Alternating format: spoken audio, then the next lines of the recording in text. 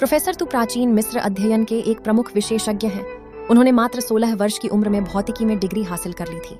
51 वर्ष की उम्र में जाकर उन्होंने जीवन के वास्तविक स्वरूप को समझा। मृत्यु के बाद भी आत्मा जीवित रहती है। एक दिन जब वह घर पर प्राचीन मिस्री जादू पर प्रयोग कर रहे थे, तब उन्होंने अनजाने में एक प्राचीन जीव को जगा दिया और अपनी आत्मा तथा चेतना को उससे अविभाज्य रूप से बांध दिया। जब प्टेरोसॉर लड़खड़ाता तो प्रोफेसर भी उसके साथ गिर पड़ते। जब वह दहाड़ता तो प्रोफेसर भी अनायास दहाड़ने लगते, यहाँ तक कि उनकी हरकतें भी एक जैसी होने लगीं।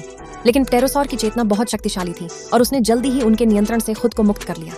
भागने के बाद उसने 3 लोगों की हत्या कर दी, जिनमें पुलिस प्रमुख भी शामिल था, और फिर समुद्र की ओर चला गया। अगले दिन प्रोफेसर ने मांस का इस्तेमाल करके प्टेरोसॉर को वापस लुभाया। इस बीच पुलिस जांच के लिए संग्रहालय पहुंची।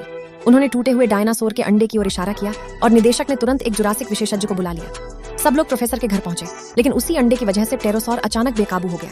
प्रोफेसर को वहीं गिरफ्तार कर लिया गया और अंततः उन्हें मृत्युदंड की सजा सुनाई गई। जब मुझे इस सब के बारे में पता चला तो मैंने तुरंत प्टेरोसॉर का पता लगाया। मैंने अपना पंखों वाला स्कार्फ निकाला और आसानी से उसे वश में कर लिया। फिर मैं उस पर सवार हो गया, प्रोफेसर को बचाने के लिए तैयार। जैसे ही प्रोफेसर को फांसी दी जाने वाली थी, मैं प्टेरोसॉर पर सवार होकर आसमान से उतरा। मैंने प्रोफेसर को पकड़ा और उसे लेकर उड़ गया, लेकिन हम घात लगाकर बैठे शिकारियों की नजर में आ गए। जब हम मम्मी को जगाने के लिए घर लौटने ही वाले थे, तभी एक शिकारी ने प्टेरोसॉर को गोली मार दी। उसी क्षण प्रोफेसर भी ठीक उसी जगह घायल हो गए। मैं पूरी ताकत से आगे बढ़ा। उन्होंने एक प्राचीन रचना मंत्र चक्र स्थापित की और अपना अंतिम मंत्र पढ़ना शुरू कर दिया।